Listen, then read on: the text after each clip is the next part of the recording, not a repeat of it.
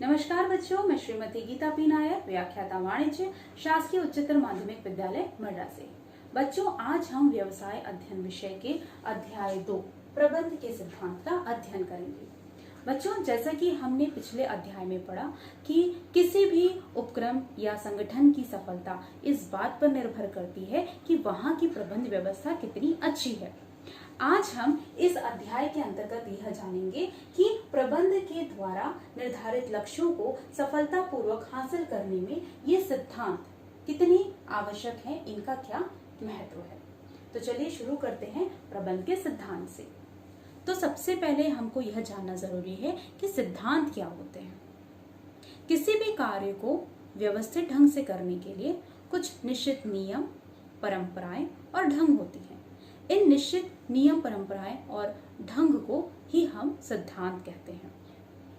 प्रबंध के अंतर्गत इन निर्धारित लक्ष्यों को प्राप्त करने के लिए जो नीति, नियम, परंपराओं का अनुसरण करते हैं, उन्हें ही प्रबंध के सिद्धांत कहते हैं। तो अब हम कह सकते हैं कि प्रबंध के सिद्धांत से आशय है किसी क्षेत्र में व्यवस्थित ढंग से कार्य संपन्न करने के लिए कुछ नियम, ढंग व परंपराएं होती हैं।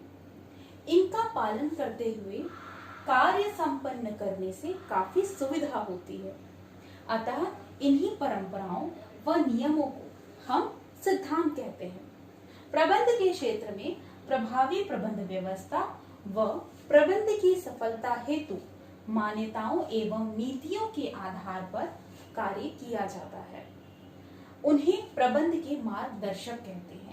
प्रबंध हेतु बनाए गए इन मार्गदर्शक बिंदुओं को ही प्रबंध के सिद्धांत कहते हैं। तो आगे हम यह पढ़ेंगे कि ये प्रबंध के सिद्धांतों का हमारे उद्योग में, हमारे उपक्रम में क्या महत्व है और किस तरीके से FW टेलर और हेनरी फ्योल जैसे प्रबंध शास्त्रियों ने अनेक महत्वपूर्ण सिद्धांत प्रबंध के क्षेत्र में प्रतिपादित किए हैं।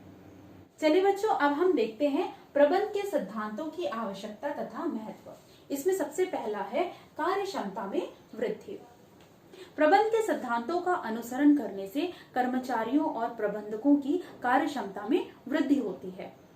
प्रबंध शास्त्री टेलर महोदय के अनुसार प्रबंध के सिद्धांतों का अनुसरण करने के पश्चात ये जो श्रमिक हैं, ये अनावश्यक हरकतें करना बंद कर देते हैं तथा ये कम समय में अधिक कार्य करते हैं और इससे उनकी कार्य क्षमता में वृद्धि होती है। दूसरा है प्रशिक्षण में सहायक। किसी भी सिद्धांत के अनुसार किसी भी कार्य को करने की एक सुनिश्चित प्रक्रिया व ढंग अपनाई जाती है। उसी प्रकार से प्रशिक्षण में भी सुनिश्चित प्रक्रिया व विधि अपनाई जाती है। तो इस प्रकार ये जो प्रबंध के सिद्धांत है, ये प्रबंधकों व प्रशिक्षण देने वाले दोनों के लिए लाभदायी सिद्ध होते हैं। तीसरा है प्रबंध का विस्तृत ज्ञान। प्रबंध के सिद्धांतों का अध्ययन और विश्लेषण करने के पश्चात ही प्रबंध का विस्तृत ज्ञान हो पाता है। अतः प्रबंध के विस्तृत ज्ञान के लिए प्रबंध के सिद्धांत का अध्ययन आवश्यक है। चौथा है अनुसंधान में सुविधा। हमें ज्ञात है कि प्रत्येक उपक्रम और संगठन में अनुसंधान कार्य होते रहते हैं। अतः ये जो प्रबंध के सिद्धांत है, ये अनुसंधान कार्य में सुविधा प्रदान करता है और प्रबंध के सिद्धांतों का अनुसरण करने के पश्चात अनुसंधान में सुविधा भी प्रदान होती है। पांचवा है वैज्ञानिक निर्णय। हमें ज्ञात है कि प्रबंधकों को आए दिन निर्णय लेने पड़ते हैं। तो ये जो प्रबंध के सिद्धांत है, ये प्रबंधकों को प्रशिक्षण देते हैं। प्रशिक्षण देने के पश्चात ये प्रबंधकों को वैज्ञानिक संतुलन निर्णय लेने में मदद करते हैं। छठवां है संसाधनों का अनुकूलता प्रयोग।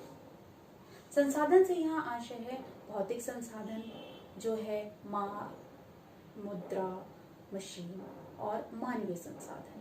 तो ये जो प्रबंध के सिद्धांत है, ये दोनों में सामंजस्य स्थापित कर संसाधनों के अपव्यय को क्या करते हैं, रोकते हैं और उनका अनुकूलतम कैसे प्रयोग करना है ये सिखाते हैं। तो इस प्रकार प्रबंध के सिद्धांतों की आवश्यकता अगर हम समझें तो ये है कि इससे कार्यक्षमता में वृद्धि होती है, ये प्रशिक्षण में सहायक है, इससे प्रबंध का विस्तृत ज्ञान होता है, अनुसंधान में सुविधा होती है, वैज्ञानिक निर्णय ले सकते हैं और अनुसंधान संसाधनों का अनुकूलतम प्रयोग होता है। बच्चों, आज हमने जिस पाठ का अध्ययन किया उससे संबंधित प्रश्न है, इसे आप नोट कर लेंगे।